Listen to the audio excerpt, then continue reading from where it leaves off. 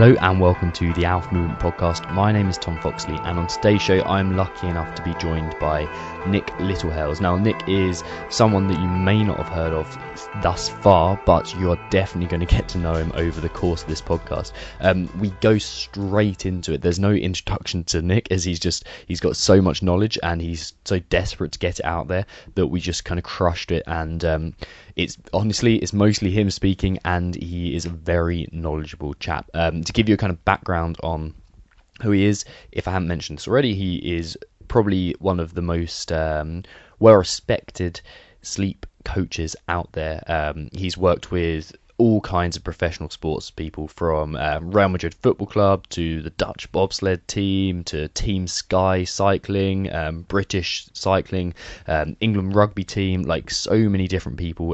He used to be a professional golfer himself. He is a hugely knowledgeable guy, and I particularly like his approach to sleep, talking about cycles. It's something that's really helped me aim to get 35 cycles of sleep per week in.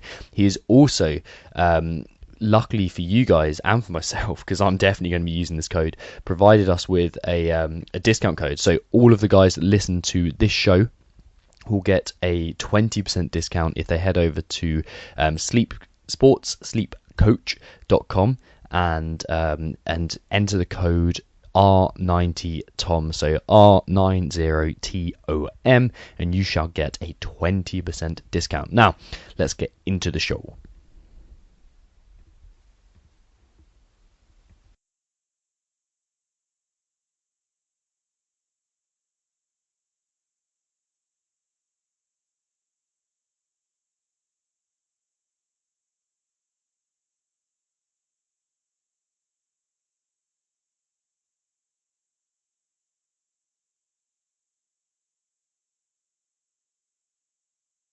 Do you say after all these years people are getting the idea about sleep?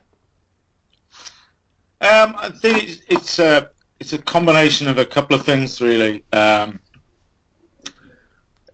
you sort of look back in the history of sleep, there was a moment in time when we shifted from using polyphasic approaches, which was sleeping at more intervals during a 24-hour period, to a block one, which was principally around when we invented the light bulb. And so I think there's been another light bulb moment, and that was sort of tech. And since the mid-90s, there's some very early adopters, of course, but since the sort of mid to late 90s, pretty much it started to affect a greater degree of the population, and it's just gathered apace. And I think that's our sort of light bulb moment, when actually trying to just sleep at night is now almost impossible to achieve in many respects. So it's going back to the polyphasic approach and going shorter at night and using the other two natural sleep periods during the day to nap or to boost, so that you can actually, certainly within sport, your schedules are all over the place. So having a sort of set routine just doesn't work. And you look in all sorts of different areas. You see this all the time. We've just literally gone into a place where it's we just think we can do anything. And I think what we're finding now is there's a lot of red flags out there, particularly with the sort of millennial generation who's sort of been completely immersed in the system, is that there's a lot of sort of unproductive health issues gradually growing apace, whether it's for mood and motivation, anxiety, depression, worry, type 2 diabetes, weight control. There's all various things knocking around, and in sport, you find a lot of people just heading towards burnout too quickly. So I think when you combine all those things, along with the tech, that for the first time we actually have some way of measuring our sleep through the tech we have, it's just raising everybody's awareness that they've never done anything before about this. They do suffer from it. They don't really have any education at all. And so it's about time they did. Definitely. They're prepared to invest. So whereas a lot of times before I was talking to people and they were very interested in everything else, but they never had any budgets for sleep, and nobody would even sign one off, now it's different. And the corporates coming in there's lots of discussions going on of how we keep it going. The tech side's actually taking a little bit of a back step, because, you know, where we've been measuring a lot of things for a long time, so we've got a real consistency of data, we've got a real relationship with it, whether it's variable heart rates or whatever. But in this area, we only started doing it last week, and suddenly everyone's going, what do I do with this information? How does it impact on me? Well, it doesn't, because if me and Tom, you know, sleep on the floor and we only get, you know, a couple of bits of this and a couple of bits of that, and we woke up a lot and we feel stiff and we feel tired, we still go out and try and smash our day. So it's kind of the all the tech side has sort of come out there, people have bought into it, and then suddenly gone, oh, so they're not getting the second wave of buy-ins, and it's not translating into others because people are just going, well, what's the point of getting this data if we don't know what to do about it? Yeah, I completely agree. I think there's also the simple things make a lot of difference with sleep. And like you can, I think in terms of percentage of quality of sleep, the like just getting your room dark and getting it cool enough, and those type of things make it the biggest difference. And then like with the guys that you work with, obviously on a higher level, that's when the kind of the light therapy and hyperbaric chambers and things like that come into play. Yeah. Cool. So I think what we're trying to do is sort of go, right, we've reached this particular point, now let's start educating, and if we start educating and raising awareness, then we can try to provide people with techniques so they can live their lives in today's world, not use things that may have applied to a past generation, because we're not going to slow this down. We just want more and more of it, and probably our goal is to try and find a way that we don't have to sleep at all. We'll recover in other ways, so we don't waste valuable time on this planet doing something for 8 hours a day, which, you know, why would you do that? Let's try and find a way around it. And so I think that's how it's all going to pan out. So it's sort of it's not anti the clinical academic side, but, you know, to give you an example, Tennessee Medical University out in the US, they've got graduate surgeons in there. They train them up to filter into all the hospitals around the US as surgeons. Classically, you know, the doctors and the nurses, they make them work 80 hours a day. They had highlighted some patient care problems. They asked the sleep lab that was inside the university to try and help them. Could they do anything to improve the way that the graduates would recover, how they adopt, sleep hygiene, whatever. They're only interested in disorders. So how many of them have developed sleep apnea or what it might, chronic insomnia or whatever it was. And they're really just like, well, you know, why don't we reduce the hours? They reduced the hours and didn't see any change in patient care. So they just went back to square one again. And the professor who was in charge of this whole process just thought, I'm not going to give up on this because I know there's something we should be able to do around this area. And so he knocks on my door. Yes, I'm going to go into a university and I'm going to coach graduate surgeons how to deal with their routines of working 80 hours a week around patient care, doing a very highly intense job. How do they recover? Where do they recover? How do they do it? And fit it all in. Whilst there is an absolute academic clinical sleep lab right on site. Not interested. You know what I mean? And so it is, I think I'm doing some work with a few companies now, well, one company with a partner in the US, and we're going to create a way to gather sleep data that is modern day, that's friendly, that's absolutely fine, part of some other things, but it will give us actual data, and we'll use certain parts of it. So we're not looking for everything. We really don't care, you know, whether how much deep sleep you got, how long you slept for. That'll all be structured into your practice.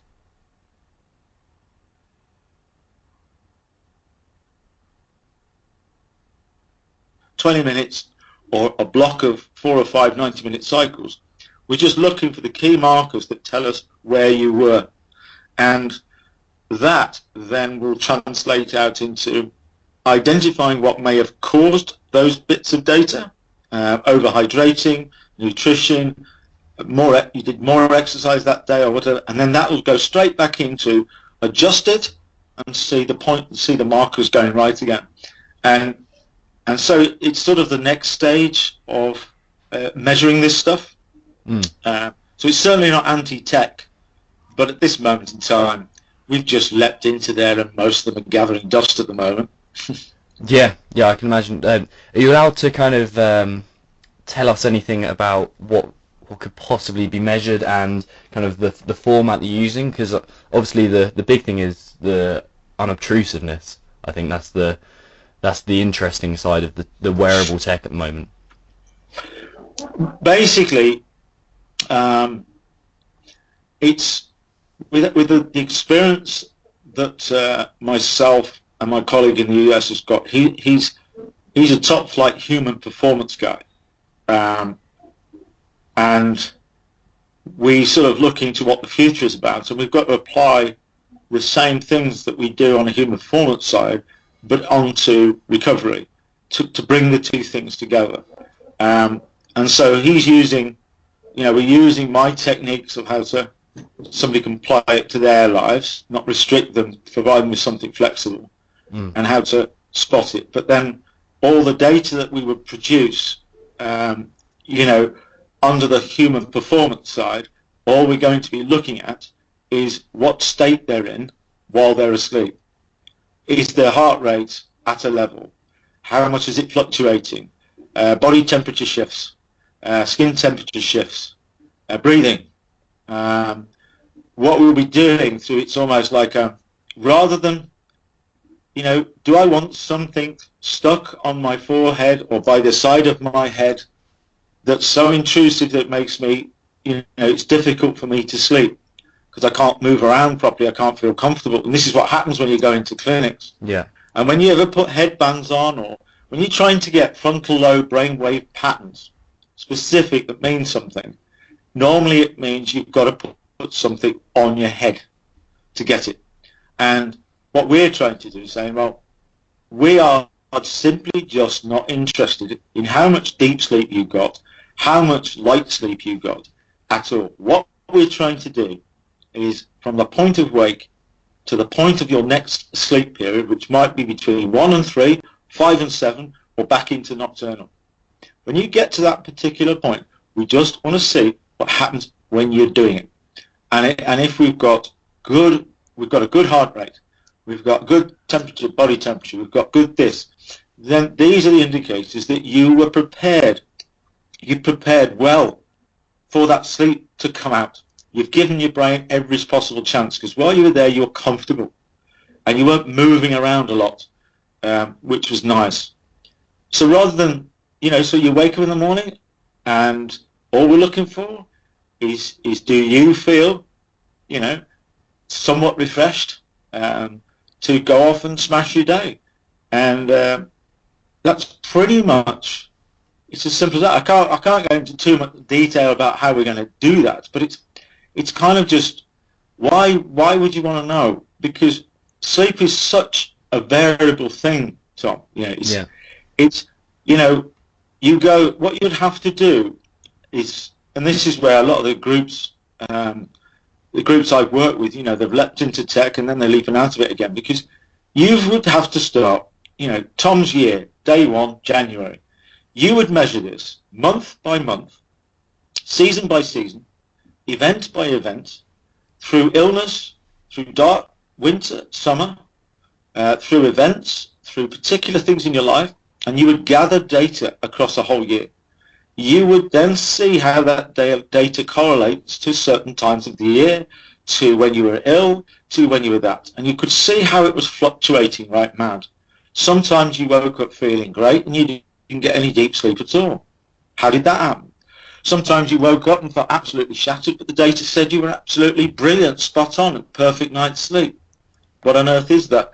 So it's it takes a long process of building up data, and then as you go into the next year, you know that when you're coming into February, and there's a particular thing that goes on in your February calendar, that your data's going to drop lower. So how do you do something about that to keep it up, or can you just have to live with it? So we're more interested in having your own personal sort of what's called a polysomniograph, which is a bit like a sort of spreadsheet with columns on it, split into 90-minute cycles, and it's what's sort of going on throughout that particular period, and you're sort of almost working it subconsciously while you're moving through any period, and being able to, it might end up as an app, it might end up, there might be some sort of wearable in there, it might be, we're doing some work with a university at the moment, a UK-based one. They've got a sort of innovative tech lab, which they're coming up with all sorts of stuff, and we've been working with them on sort of like it's almost like sleepwear, like the compression suits, like all sorts of things. They're taking it to another level where these things using infrared technology is that you can slide things into using the fibers. So it's something you'd almost go to sleep in. You'd use it as a recovery suit, and it would be that suit that would be gathering the data. That's very interesting. I really like the idea of not taking a bunch of measurements like straight after sleep and keeping it mood based. I really like that. Like whoever you talk to, whether it's endurance coaches like I've had on the show, like Brian McKenzie, or strength coaches, they're now starting to get away from measuring HRV, heart rate variability for people listening, and like all these other things, because the one thing that's not only is the most consistent is mood and how you feel, and that's for, again, like the guys that you work with, elite athletes. I love that idea. So it's something you kind of mentioned a few times, and the thing that really got me interested in the way you talk about sleep is the polyphasic sleep, so broken down into different cycles. Why did this first come about in your thought pattern, and kind of what are the benefits of thinking about sleep this way? It's born out of, you work alongside the clinical side, the academic side over the years I've been in this industry, and you listen to what they've got to say, and they were always they were never interested in what I do during the day. They do have some, guidelines for what's called sleep hygiene, which is kind of confusing in itself as a descriptive. But they were just more interested in the disorder side of things and what creates these and and they're always interested in sleeping in blocks. And yet when I was looking into it, anybody can do it, just bang it in your browser, and I was looking at circadian rhythms, and I thought, well, that doesn't really match up with what we're being told. It's not that anybody's telling lies or deceiving us, or it's just that in every single piece of research you see, right at the bottom, the little caveat says we're still learning, and we're not got a specific science about this. When you look back, there was 5 major sleep-wake cycles that the human being has adopted. 4 of those have been polyphasic, 1 monophasic. So you look back, and there's theories, there's people actually sleeping 20 minutes every 4 hours and having a lovely life. Yeah. There's CEOs of, back in the old school of Margaret Thatcher's, prime ministers, Winston Churchill's, Dali, you name it, including CEOs of Yahoo, major companies in the modern world, who simply just sleep 4 or 6 hours a day, and they're fine. And when you're talking to athletes, they're not interested in principally what's going to happen in their 50s and 60s. There's a gold medal up for grabs in 6 months' time. I want it. This is my one chance. So they tend to, and as you know, it takes them over the board when they start to take drugs and things like that. But principally, this is what they do. They take an allocate of a period of years in their life when they want to win things and achieve things, and they will do everything in their power to do that, totally committed. So when I'm starting to talk to people like that, you can't talk to them about sleep as we know it. You can't talk to them about it's not a performance criteria, we take it for granted. You've got to talk to them in a language that they understand. And the one thing was, is that in the clinic, you use a polysomnograph, which is basically like an Excel spreadsheet in front of you with a series of columns, maybe 7 or 8 of them. Each column represents 90 minutes, because in a clinic, over a 90-minute period, anything short of the data gets twisted a little bit, but over a 90-minute period, the little needles flicking around, taking all these measurements off you, and will indicate where you are as far as stages of sleep, recording all the brainwave patterns, and it will flick through and tell you all deep sleep and stuff like that. And after about 90 minutes, we then roll again. So principally, that's a form of measurement. Stupidly, some of the first people I worked with, Tom, were young footballers. So 90 minutes is a football game. So I literally said sleep is about recovery in 90-minute cycles. And that's what it's about. And so are we going to do 2 cycles a night, 3 cycles, 4 cycles, or 5 cycles? 5 cycles is 7.5 hours. There's your 8 hours, which everybody picks. It creates a series of timings. So with a nice constant wait time, you can work back in 90-minute cycles, and it'll give you sleep times and wake times. So we can actually work in harmony with those times. If we wake up in the middle of the night, maybe it's close to one of our next cycles. This is all in our head. It's not scientific. We see it. It's about a new start of a cycle. So maybe I've got up to go to the toilet. I actually feel relatively awake. I want to go back to bed and try and sleep. Well, actually, I'll use the next 60 plus minutes to stay in a pre-sleep recovery mode, stay in darkness, candlelight, whatever. I might read, I might declutter, I might download, I might do something, I might take a little snack, I might take a little water. But I'll use that time as a recovery period, because I know that by the time the next cycle comes around, if I get into bed then, I'm rolling. And I'll get much better at the next 2 cycles. So principally, Tom, it just was a way to say that there's Tom's year. We look at all the events, all the training, all the stuff that we've got to do, birthdays, holidays, you name it, and then we come right back, and what it's all about is the rolling next 7 days in front of you. Because whatever you've done, there are things outside of your influence, just like the Australian squad has just found out arriving at Rio, where the accommodation is still leaking and electrical things, and they've had to shift to a hotel. Well, not every team's going to have that joy, because there ain't enough hotels to accommodate all that lot. But we knew about that a year ago.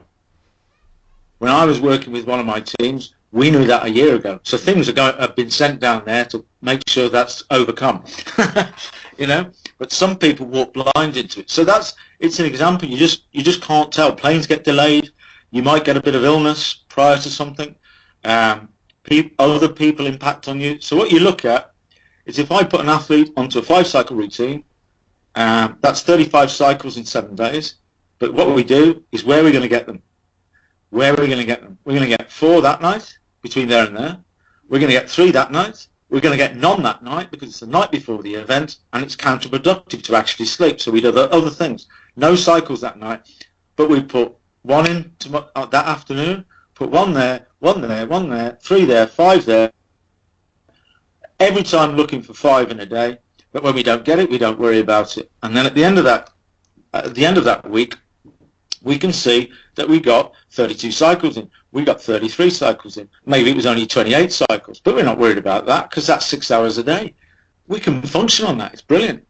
So all the time, as coaches reflect back into what their schedule's all about, they can actually look at it and go, wow, there's 28 cycles there available for Tom, the athlete. So we'll give him that schedule. Tom knows he works like the R90 technique. So Tom will then we'll show him where are all the opportunities to get him in. It's a 28 cycle week. You get him there, 1 midday, 30 minutes evening, back up there, none there, bang, sort it, let's crack on. And so it kind of gives people a much better, subconscious way to, I wake up this morning, I'm speaking to Tom. Tonight I was going to do 5 cycles between 11 and 6:30. 6:30 is my constant wake. So I always wake at 6:30, whether I get 1, 2, 3, 4 or 5 cycles. And tonight I was going to do a 5-cycle routine. But Tom's just asked me to go on a 10K run, because it's a beautiful day and it's the summer. So I just go, right, I'm going. because I want to smash my day every day. All I do is I go somewhere between 5 and 7. I take a 20 to 30 minute nap, and I'm ready to rock. Because I'm going to go to bed late. I'm going to get 4 cycles tonight, not 5. I might only get 3 cycles tonight, but I'm not worried because I've just done something about it, and I'll do it again tomorrow. And it's this sort of confident attitude to stop worrying about sleep. Get it under control. Treat it with the respect it deserves, and that means if you keep it in harmony and consistency and think 90-minute cycles, 30-minute naps, and think about that. It's a long answer to your question, Tom, isn't it? That's think right. about you think about when people say, "Oh, we bought some sleep pods. Cost us nearly $5,000. They're great. They change the mood. They change the colours. They play music. They create exactly the right environment so somebody can sleep in the training ground or in an airport or in our corporate recovery room where people could go and sit and recover and nap and everything else." I said, yeah. But you know the co-pilot and pilot? Yeah. They're at the end of a tube. You know, some 500 mile an hour, 35,000 feet off the ground. The co-pilot will say to the pilot, "It's now time for a 30. And that means that just like in our day, our 24-hour day, there comes a point when you need a 30. And what he does, he will take probably a coffee, a tea, something with some caffeine. The caffeine will kick in 20 minutes later, so it'll bring him out of the nap with a better, without feeling too groggy. Puts the alarm on for 30 minutes. Might put some eye masks on, might put some headphones in to put maybe a certain type of music that helps him go into the zone, or he'll put a towel over his head.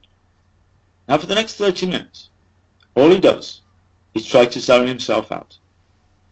And as long as he does that, whether he goes into a sleep or a micro sleep or doesn't even sleep at all, as long as he stays in that state for that 30 minutes, and then when the alarm goes off, he then takes off the eye mask, then the co-pilot is perfectly happy that what that pilot has just done, he made sure that alertness and awareness has gone up by up to 54%. And without it, he wouldn't be able to fly further. So he's done it, we're happy, we carry on.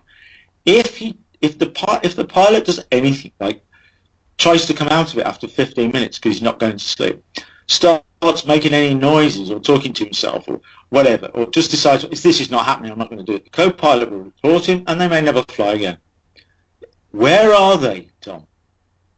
They're sat in the same chair, 35,000 feet up, 500 mile an hour, with the co-pilot right next door to him. Why do we have to make napping such a serious thing? Go to the toilet, sit in the cubicle, shut the door and do it.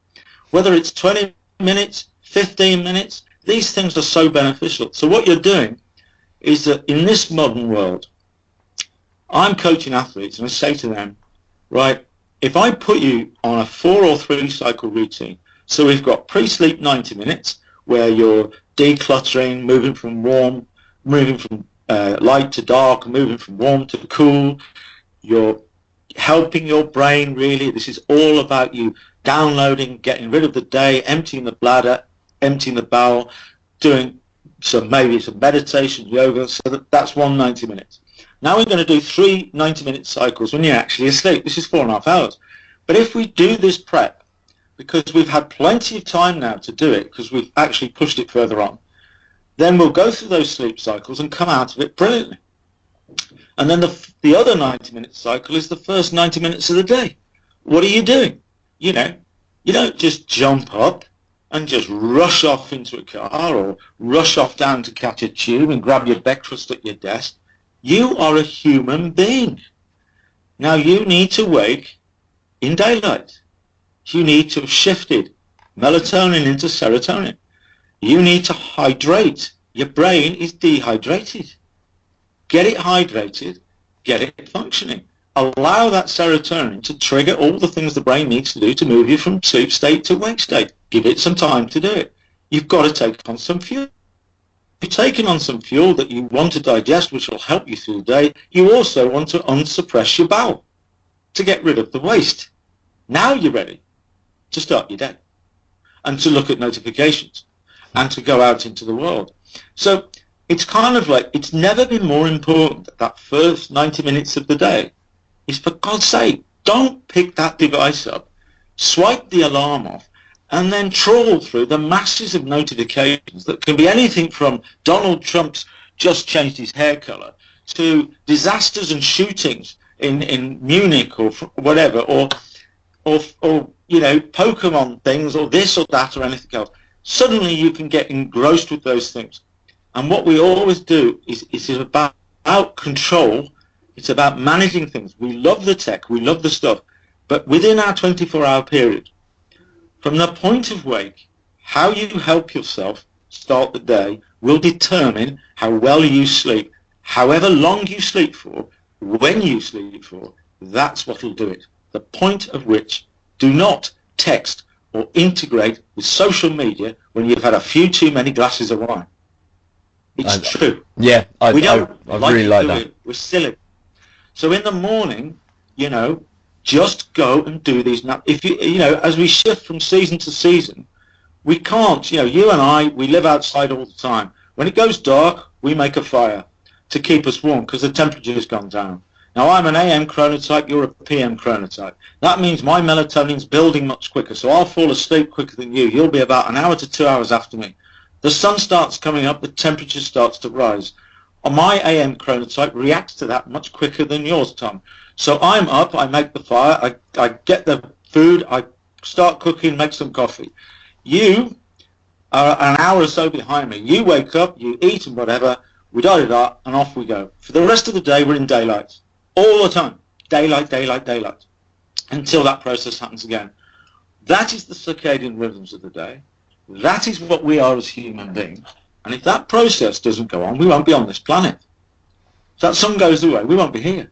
So you really, by learning about the circadian rhythms, by learning about cycles and rhythms and patterns, by learning about your chronotype and how that really affects when you're at your best and not, when you can sleep and how you can sleep, taking the pressure off that, you know, this whole process of I've got, you know, my timings, Tom, my routine, which will be common for most, is the one thing this whole process loves is a constant wait time. All of us has got one. Whatever chronotype you are, we've got occupations, we've got families, we've got things to do.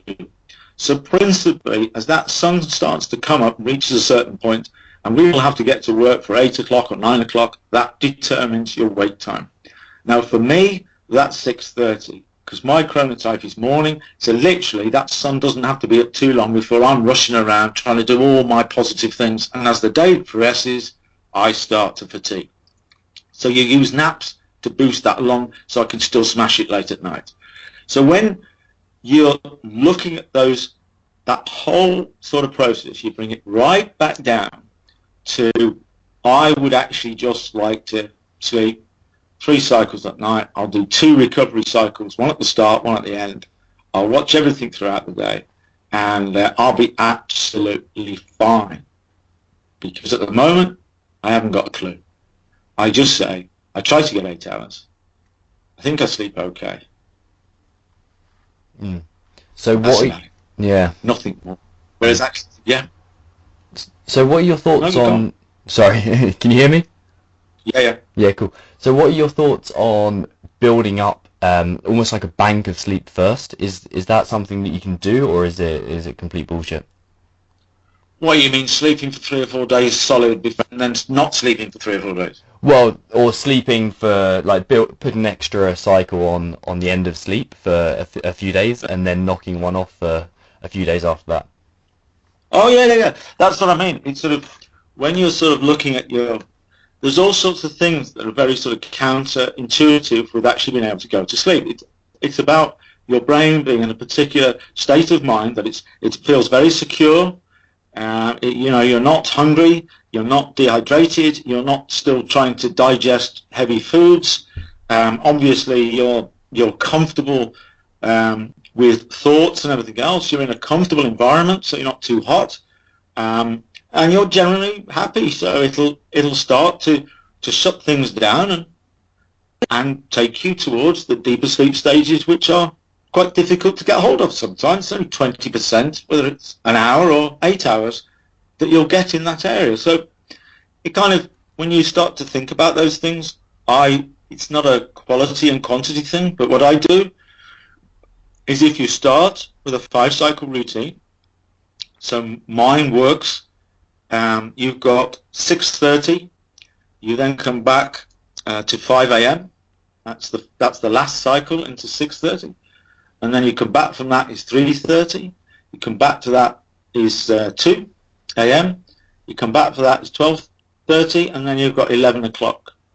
And either side of that, I've got 9:30 into 11 o'clock, which is the pre-sleep 90 minutes, and from 6:30 to 8 a.m. is the post-sleep 90 minutes. So it's actually 10.5 hours. It's actually 7 cycles to get 7.5 hours out of 5. So when people start to look at it like that, it's like, well, that's a lot of time. So what I would tend to do is I'm always looking to try and get 35 cycles maybe, but actually I found out very quickly that I'm perfectly happy on 4. If I can get, so what I do is I shift the pre-sleep from 9:30 into 11. I shift that to 11 into 12:30. I then sleep for 12:30, roll through to 6:30 and come out as a post-sleep to what I do for that first period of the 90 minutes. So what I've done is I've actually found out that I've reduced the amount of sleep I've got. I've put more emphasis on the start and the end of it. So the actual bit in the middle is far more productive.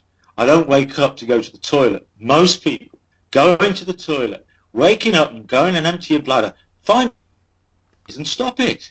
Stop it. It's pointless.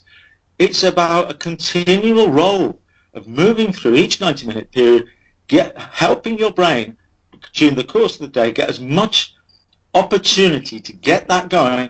1 cycle, 2 cycles, 3 cycles, right, get on. You know, hours and hours and hours are just wasted with people trying to sleep, catching up with sleep. And as I run athletes into, the Rio Olympic Games, for example, as they get closer to the particular events, like the swimmers who love to get up at the crack of dawn and bash the lengths out in the pool. That's what they naturally do. That's what swimming's all about. But most of their heats and finals are all at 9, 10 o'clock at night. You've got AM and PM chronotypes in those groups. So you have to look, is it during certain times, we might be having them sleeping every 4 hours just for 30 minutes as they roll into that event, because that's the only way they're going to be able to do it. So the kind of thing you're looking at is within a 5-cycle routine, you've got periods where you could just do 3 cycles and boost between 1 and 3 and 5 and 7. You can have the 5s when you get it, maybe when you're on holiday, where your breaks from work, you might like to do that. But what you generally find out with this is you can do it shorter and you can do it better. And once you remember the sort of pilot story, you do not. I can nap in front of you, Tom, while you're talking to me. Okay. Right? Yeah. And that's how you want to think about it. And there's some lovely little interventions, some little biohacks, and things like the human charger, which is puts light straight through the ear canal into the pineal gland, which gives you a serotonin boost. That's great for jet lag. It's great for you're at the desk, you're feeling a bit of fatigue, or you want to come out of a nap, so you put it on. It just looks like you're listening to some tunes through your iPod. Yeah. So nobody knows what they're doing. And all it does is sort of like, can't get a nap. I can't do it today, but I am going into that, classic urge and need clash, corporate graveyard slot, 1 and 3. So I'll give myself a little boost. Getting outside ideally is even better, but that's not always possible, particularly when the seasons change. So it's a lovely little thing to have around, and whether you're on the train, when you're in your office, you can give yourself a little boost. You can have a little, and you can do it at your desk. All you have to find out is just, this is a controlled recovery period. That means I sleep less at night to take the pressure off, because we're a 24/7 culture. It means I'm up and busting it during the day, and I'm getting plenty of recovery. And that is the reason why I'm just taking 20 minutes out right now between 5 and 7 or 1 and 3, and I'm just doing this right now. And that's the reason I'm doing it. And whether I go to sleep or not is not my worry. And I'm actually just doing it because most people will understand if they've ever been in a meeting straight after lunch. most of them probably will have felt that little experience of drifting. Drifting out of consciousness of the room. They can hear everything. That actually is moving into a subtle micro-sleep. That is where you want to try and be. And if you do it at the right time, it's so easy to do it. And suddenly it all starts to make sense for people. And if you get very close to an event, like I said before, we actually run it down and down and down. We start splitting them up, taking the whole. So sleeping before an event, don't even try. There's too many things going against this. So use other mental and physical recovery techniques, meditation, mind space, whatever it might be. Watching the time when you absolutely smashed it from the psychological poison. Use those things. You're still going to absolutely do it tomorrow. So it's kind of being in control with sleep in a way that you're managing it. It's subconscious. It's not routine. It's completely flexible. If this is happening today, that's what I'm going to do tomorrow. It's not about catching up. It's gone. It's gone. It's gone. You can't sleep another 8 hours and get it back. It's just gone. Just get back and get in control and you're fine. Okay. When we talk about setting up our bedroom or our sleep environment I'm not sure whether I'm going to use the word hack because it's such simple things. I seem to be using the word smash a lot these days. So many consultations recently. I've done about 50 in the last 3 weeks on a bit of a project with all sorts of general people. Yeah, it's like when I introduce this, I'm sure I'll say without further ado, and I say it without every time. And it's frustrating as anything. It is suddenly they just creep in, don't they? Yeah. Without further ado, when we're trying to hack our our bedroom, what are we kind of looking for as the staple things and the most important things that we can be doing to our sleep environment? I think the first place to start is you hear and read about so many things about this particular area, from blackout to temperature to the right mattress, the right bedding, to all sorts of things. Principally, as human beings, we are designed to sleep anywhere, right? Anywhere. Outside, on the floor, all the time, with nothing around us, with nothing else. So when you sort of do that and you say, well, we're coming into our home and there is the bedroom. And the first thing you do is say, this is the sleeping room. Yes, it's a bedroom where the bed is, but it's actually a mental and physical recovery room. Yeah. Yes, there's lots of other things we do in it, but if we just separated it out from that, so you look at a blank canvas, me and you are outside, and the floor's pretty uncomfortable. We've got a blanket to try and keep us warm, maybe, and we feel pretty exposed. So we're in a room, that's nice, we feel more secure and protected.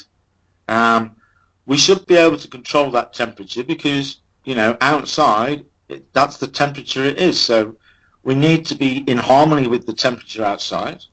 We need to be able to keep it cooler than ourselves. So if our body temperature in the summer is X or body temperature in the winter is Y, then it always needs to be a couple of degrees lower than us. All this business of it needs to be 18 degrees or 16 degrees is fine, but what about the people in Africa?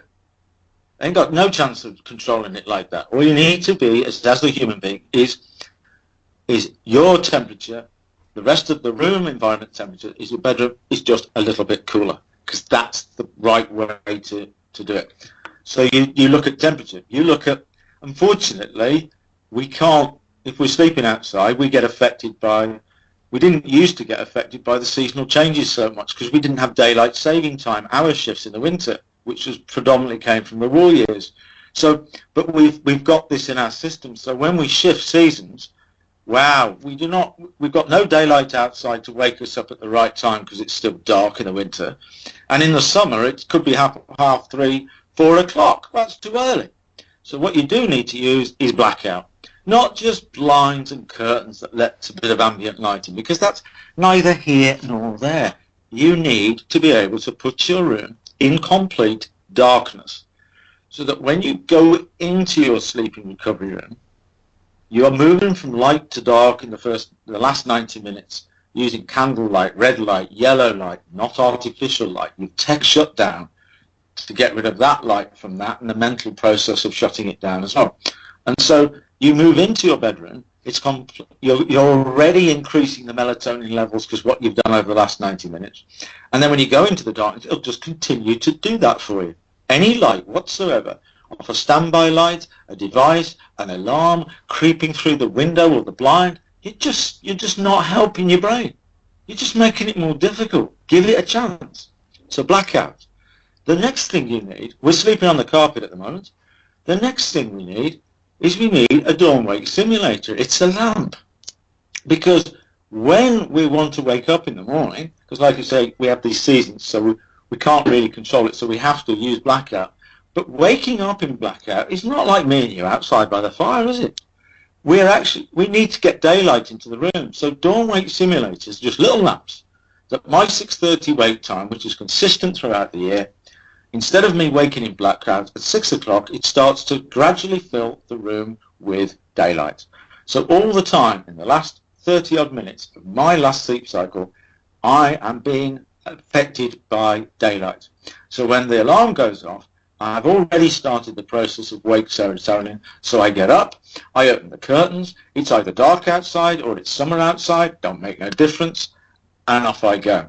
So a dawn wake simulator.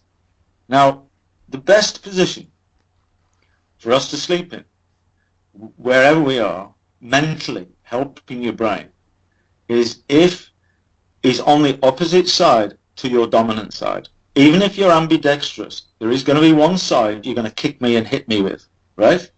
So if I curl up in a fetal position on the opposite side to my dominant side because I'm right-handed, then I'm sleeping on my less sensitive side because that's all about balance and coordination.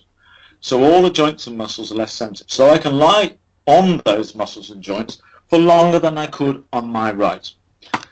It also means that my heart and genitals are protected, and also for my brain, that if you want to please put me in some deep sleep, because if there's any danger whatsoever that might come around when I'm in that vulnerable state, I can kick them and hit them with my strongest side. On the other side, I'm going to give them a slap. So the brain loves that position. It's fetal. Spine and neck vertebrae in the right alignment. On the less sensitive side, able to protect yourself. So I curl up onto the floor. Onto the floor in that bedroom, there will be a dirty great big gap between my head and the floor if I keep my neck and spine aligned.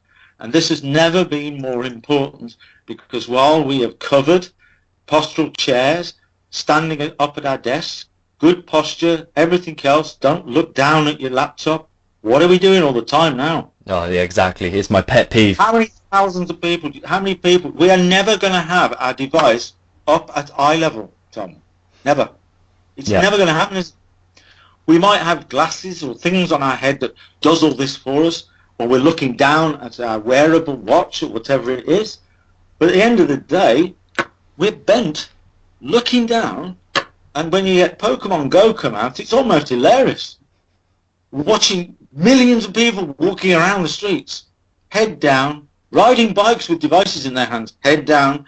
So the neck vertebrae is under some serious pressure right now, and will continue to do so. So this alignment is really important. You've got that big gap between the floor. Now all I want to do now is say, could I put something on the floor that would fill that gap? Well, I could put pillows there.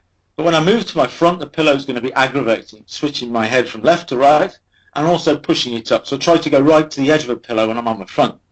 If I'm on my back, I don't want a pillow there. It's pushing my head up. It's blocking my airways. It means it makes it more difficult to breathe. I get dry mouth. I get dehydrated. That's going to wake me up out of sleep. So what I need to just be able to lie in this position, but I need something that's going to support all my shape just in one easy go. So I chuck some bits of foam on the floor, some duvets and everything else, and create a surface that in a fetal position I don't feel like I need a pillow at all. I'm just curled up. Underneath me is some lovely comfortable stuff, and now I'm rocking.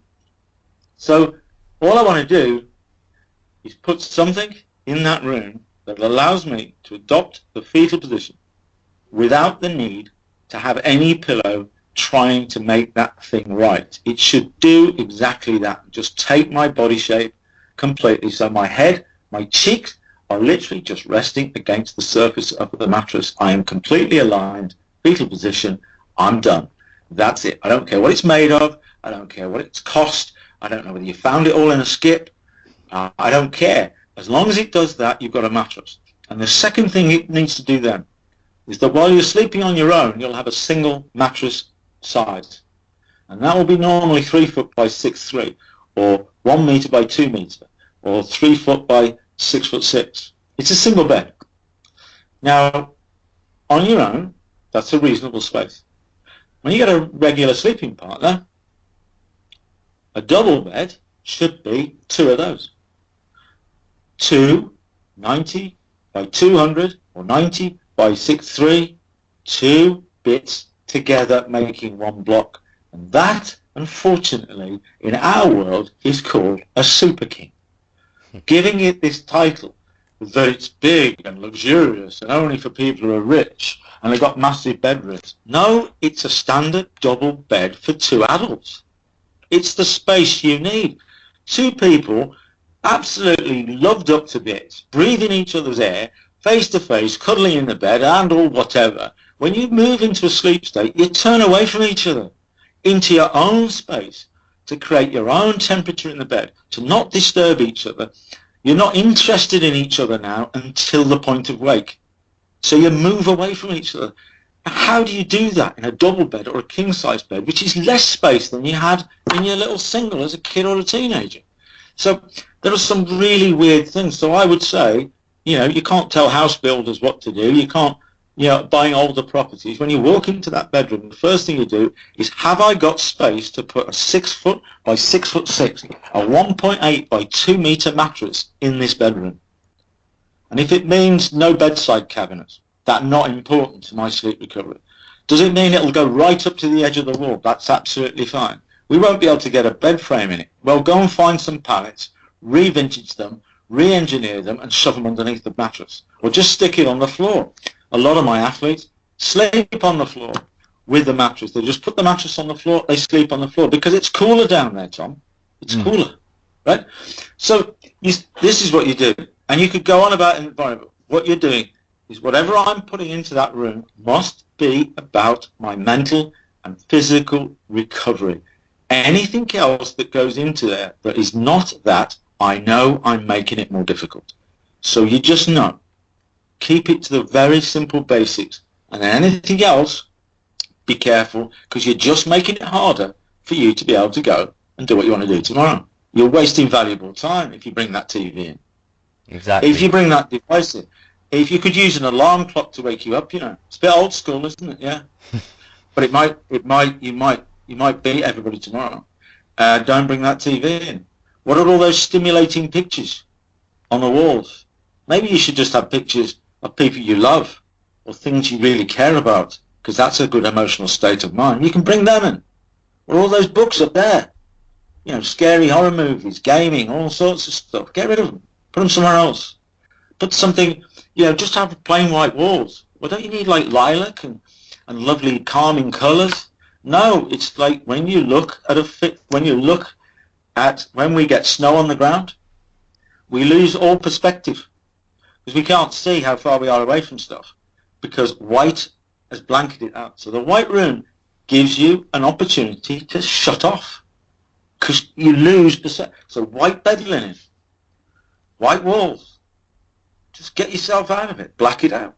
You know, when you start to do that, you know, you really start to think, yeah. Now, unfortunately, you know, life's not like that. Some, you know, most people have to use their bedrooms for all sorts of different things. You know, there might be workstations in there. There might be things that you have to do and everything else. But it's sort of, I've got some very sort of prominent property friends who build property on a large scale around the country. And I've always had this debate with them, you know, is whether you're building apartments where I can cook in the smallest space possible, right? A galley on a boat.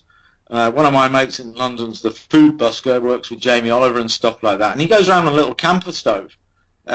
and it can cook So kitchen does not need to be big. Now, what are you doing with that? That does not need to be that big. What I'd rather do is have a little bit more space in the bedroom, because I want to put an area where I go and chill out. You know, cushions, I might get undressed, I might, you know, do all sorts of things and do things with my partner, absolutely fine. But then there's door 1, door 2. My partner goes in that door. When we've finished, you know, I go in that door, into our sleeping room, get fully recovered, come out, and have a fantastic relationship. Why don't you build places like that? Because that's exactly what we love to do. You know, we do like the whole business of sleeping with somebody else, but it's all pre and post. When we're actually sleeping with them, we could kill them. They're snoring, they're making me hot, they're doing this, da-da-da-da-da. You know, do you ask your partner when you meet them, do you come here often, and are you left or right-handed? Because I'm going to sleep on the right side of my bed. And because when I'm talking to you in the final bits and kissing and cuddling away before we're about to fall asleep, I'm going to turn then away from you onto my left side. Ka-ching! I will not be on the left side, because that means I turn onto my right side and make it more difficult for me to sleep. So are you left or right-handed? Because I can only go with people who are left-handed. Yeah, that makes a lot of sense, and it's going to be it's going to be something that's a very difficult cultural thing to change. But we'll see how it happens. But something I want to. Sorry. Top and tail. A lot of people will top and tail. If you've got a big enough side, if you've got a Super King mattress, a lot of people will actually at that point top and tail. You're not, your face is not in their feet, but I'm on the right side, and so are they. Okay. So something I wanted to ask is how exercise affects sleep. It's the same as anything. It's critical to maintaining a healthy human. There is, you know, a balance to it. You can overdo it, which a lot of people are doing today. They're just taking it to levels which is actually counterproductive, and they're finding the effects of that. I think, you know, the whole 30 minutes a day is more to do with sort of, you know, a bad lifestyle. But I think you want a nice balance between mental activity and physical activity. You've got physical activity, which is maybe about health training. You want to balance that with like social activity, as like sports. You know, you're not always bashing it at the gym. It's a combination, you know, of do some social sports, social activities, as well with your more serious training activities, and also, you know, treat just having friends, having other hobbies as social activities. When you look at sort of exercise, what you're doing is you're exercising physically in a moderated way. So some of it is walking or playing some sport with friends or in little club competitions. Some of it is quite intense when you're doing that sort of conditioning side, and there's a nice balance between the two. And you also have this mental thing. There's a nice balance of integrating with different types of people. You know, don't just have all the same people doing all the same things with you all the time. You've got those people you play a bit of sport with, those people you go and do some dressmaking with or cookery with or whatever. And you keep that nice balance. What you do is you've got a healthy physical form and you've got a healthy mind form. You get those two things out of sync. One doesn't actually help the other. Okay, that makes a lot of sense. And then the last thing I kind of wanted to touch upon is sleep boots and your thoughts on sleep boots. Sleep what? Sleep boots. Sleep boots? Yeah, for physical recovery. Obviously, you haven't heard of them in that case. No. In terms of pumping fluid or draining lymphatic system, I think is a better way of putting it. Oh, right. You mean they are actually boots you put onto your feet, are you? Yes, yeah. Right, that sort of stuff. And they're, yeah. Okay. Yeah. No, did you want to say something else, Tom? Sorry. I absolutely know nothing about them. Okay, and then is there anything about like hyperbaric chambers or altitude tents or anything like that you think is particularly important for people to know? I think, you know, I work around a lot of these things, and it's more to do with trying to extract very small percentage marginal gains, some very elite athletes, or in particular with certain sports where they are using altitude, they're actually having to perform in different altitudes, which makes sense. You can translate it with the cryotherapy, with compression. There's lots of little areas where you can sort of see that they can help, but in general terms, like anything else, in isolation when it comes to recovery, they will have a very little impact unless you have restructured your approach to this recovery process called sleep. Because if you haven't got something to work with, then these things tend to come in. It's a bit like, you've got some sleep problems, you end up then going to the pharmacy, you'll get some valerian, or you get some Nytol, you get some whatever it is, to try and help that way. And if it doesn't do that and it gets really, really serious, you go to the doctor and they will prescribe drugs. And you get onto the drugs. It's sort of like anything that comes along, what you have to do is be able to find out how you can recover better before you start doing these things. But, there is a great deal of evidence that they're fantastic. But I've had athletes having them built inside their homes around their beds, right? Mm-hmm. And so they sleep, in these tents for altitude. They sleep in all sorts of things, and you've got athletes who listen to vacuum cleaners for the white noise because it's what their mom used to do, vacuum around them while they were sleeping. There's all sorts of weird little things that go on around this process, and all I can say is get your level of awareness in this area. There's 7 areas. We call them the KSRIs. It's part of the R90 technique. It's the way I evaluate it, is get your knowledge of circadian rhythms up, because it'll really make you plan your days in a much better way and make simple changes every time you can to improve on that. Know your chronotype. It's really important to know when you are at your best and when you're not, and to not overstimulate and not push it too hard, and use the recovery periods well. Think cycles rather than hours, and stop wasting valuable time doing it. Get it under control, use it really effectively, and you'll have a very positive effect.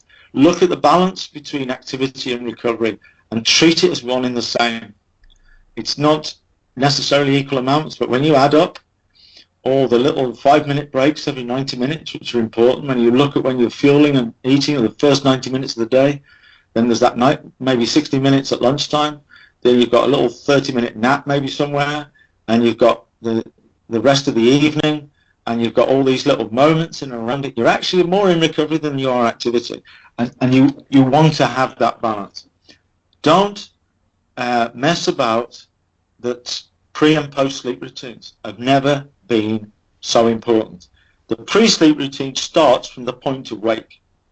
Everything you do along that route is going to add up to how well your brain will give you sleep at what level. And the final 90 minutes of that is for you just to make sure that everything is in place for you to get the best out of 1 cycle, 2 cycles, or 3 cycles, because that's what you're trying to do.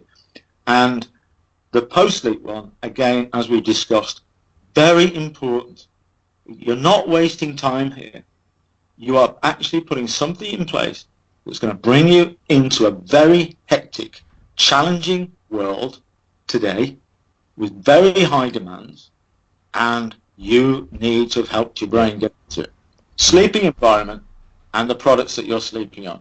You get those little areas, tick all those boxes and keep ticking them, and you will be flying.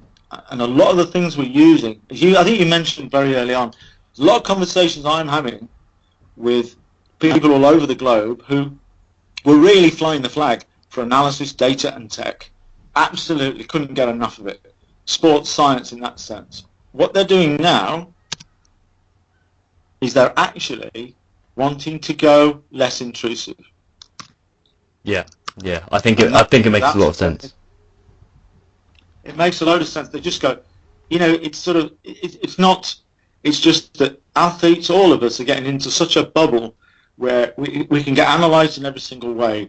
Our interaction with social media and cameras and pictures and comments and stuff, and there's no real legislation or rules around there in that area. So suddenly It can be a real mashup mentally.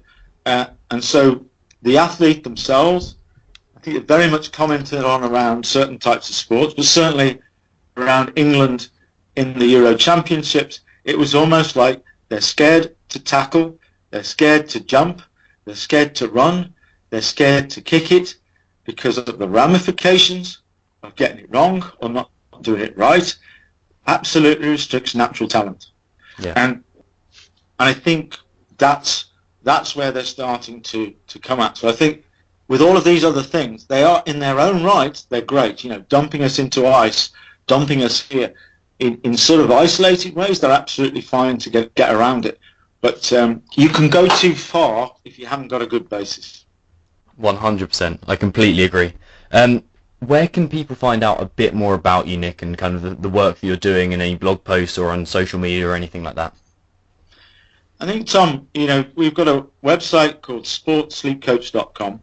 On the site, we've got a product store. The product store is not like your normal, you know, bedding store. It's actually just the products that I design or select from manufacturers who I use with elite athletes to create sleep kit for them.